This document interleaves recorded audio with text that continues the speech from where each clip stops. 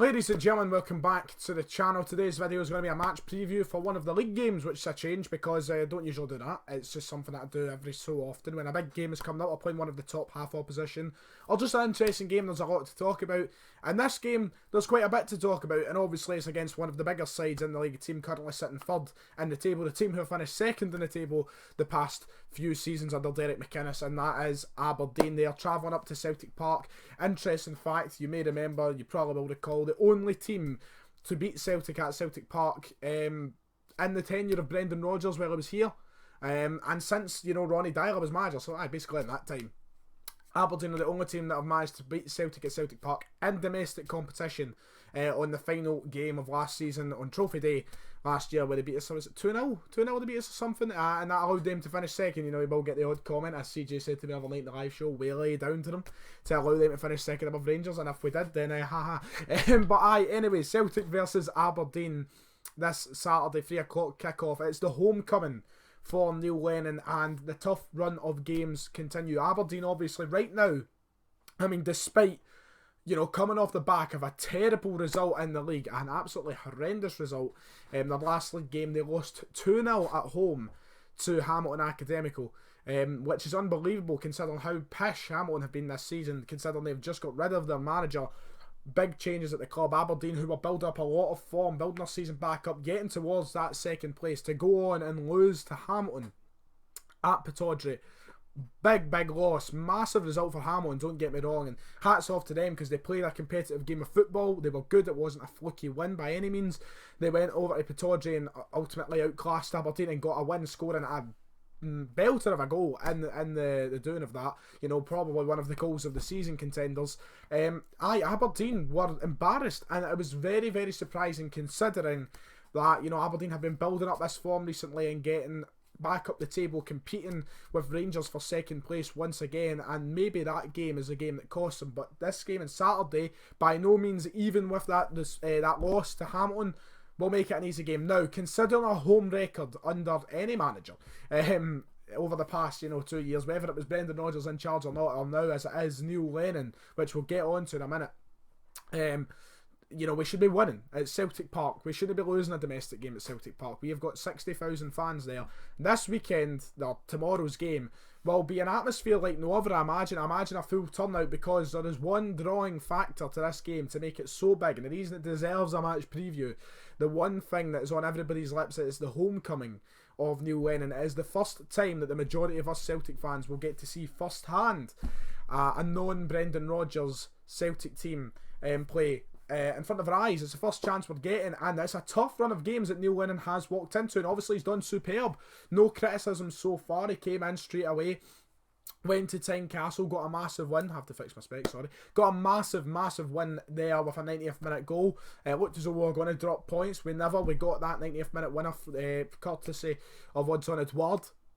And then we went over to Easter Road and we got the win there as well in the Cup, a 2-0 victory, hard fought.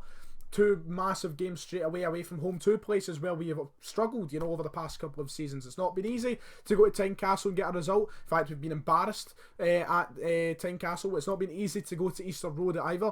We've struggled there. We have, you know, picked up no points at Easter Road over the tenure of the last couple of seasons. Well, I think we picked up a point maybe, but, you know, we've not got a win. And then Neil Lennon comes in, gets us through to the semi-finals of the Cup in that match, continues our great run in the league right now, and now it's, you know, another hard game. We're facing another one of the split opposition, who we're going to see again in a matter of weeks when the split finally does kick in, and that is Aberdeen. But it's massive in so many reasons, because the fans, we need to rally behind Neil Lennon. The one thing that bugged me the most when Brendan Rodgers left Celtic, when I thought of Brendan Rodgers leaving Celtic, Neil Lennon coming back, the main thing in my mind was, I hope we don't drop attendance. I hope the fans don't walk away. I hope the fans don't turn their back and go back to the, you know, at the times where we have a club like no other band on the top tier and season tickets aren't as in demand, and there's, you know, there's just not as much of a love around the club. I firmly believe Neil Lennon can lead us to a treble this season. Firmly believe that. And God knows if he'll be the man to take us forward into doing it, doing 10 in a row, or if we'll employ someone else. But we need to rally behind him and show the support tomorrow. I hope to see a full house, and I am fully fully faithful that we will see a full house tomorrow at Celtic Park, and I imagine everybody will be there to back Neil Lennon. Welcome back to Celtic Park. Some people saying he's coming home, and rightfully so. It is like a homecoming, and it's going to be a massive game for him. It's the first chance he gets to showcase, the team under his leadership in front of the Celtic Park crowd. He's got to get excited. The good times that, when Brendan Rodgers was announced as leaving, and I don't want to dwell on Brendan Rodgers leaving Celtic until the dawn of time. I don't want to be talking about that forever. But, when he left the club, there was such a negative feeling amongst fans, and there's no denying of that. There was such a negativity the minute Brendan Rodgers basically left the club, before we knew that the results were going to be good, and there was just such a negative vibe. We were all out slating Brendan Rodgers, we were complaining about the board and why he's left, and it was just such a negative attitude from everyone, and rightfully so. The way that Brendan left the club, it left us in that frustrated state of mind where all we could do was complain and be angry, and show our frustration was the only thing that was a viable option. But Neil Lennon has came in, he's made every Celtic fan just say fuck Brendan Rodgers, forget about Brendan Rodgers. It's about Celtic, not him. It's not about one man, it's about the club. And it has been a remarkable turn of events. He's came in and got the results, he's got the positivity, he's got the fans buzzing again, and everybody is rallying behind him, and tomorrow is a chance to show that. Aberdeen, let's go into the performance itself. Aberdeen will be coming, and I imagine, shutting up shop. They will be trying their best to make sure no goals are conceded. They'll be playing a tough defensive game from the minute I think the game sets off. Obviously, they're a team who have got the capability to go forward and score goals. They're one of the better teams in the league. You get the likes of Hamilton and St Mirren who come to Celtic Park, and really their only priority is defend. And the desperate side of scoring goals, came out when Motherwell scored that goal a couple of weeks ago at Celtic Park. That showed how desperate teams are to score at Celtic Park. But Aberdeen, they do possess that quality, but they will make life very difficult to break down. But the way we have been playing going forward recently has been nothing short of remarkable. It looks fantastic in a counter-attack, just a normal attack. We've got pace, we've got power, all of our bucks in form. Edouard is back and scoring goals. Forrest has been on fire all season. Sinclair is playing his best at the current minute in time. God knows how long it will last with the inconsistency. And obviously Scott Sinclair, probably a lot of adjusting for him to do now that Brendan Rodgers is gone, considering he was such a key part of his Celtic, the choice to come to Celtic. He still looked decent against Hearts and Hibs and such, but it's so good just knowing that we have that pace and power going forward, and I feel like it does make it easier to break teams down. But Aberdeen obviously have a strong defence. Shea Logan is out, thank fuck, don't have to deal with his shit.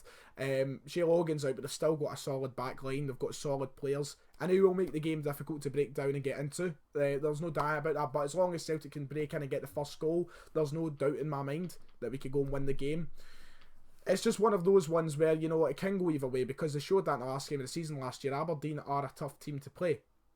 No matter if it's at Celtic Park or Pittodrie. I mean, we have been 99% of the time the victorious team, but they don't make life easy. I'm fully confident we'll win. I'm pretty much, set on saying we will win tomorrow, but you never know. And Aberdeen won't make life easy for us. We've got a lot to do. Defensively, it's good that I feel like things are changing. Neil Lennon says he'll keep the style the same the majority of the time, but there will be changes made. He was talking about the passing out for the back and how sometimes it's stupid and it needs fixed, and how the mistakes that are made from that need to be looked upon and changed, because it's just sheer stupidity. We're conceding goals and conceding penalties to stupid mistakes that shouldn't be happening from professional footballers. And I think a lot of the time at Celtic Park, when we play that, passing out for the back, fans get easily frustrated. So it'll be interesting to see what approach we take to that tomorrow at Celtic Park, as it is the first game at home with Neil Lennon in charge, because you do see fans getting impatient, and sometimes it does annoy me.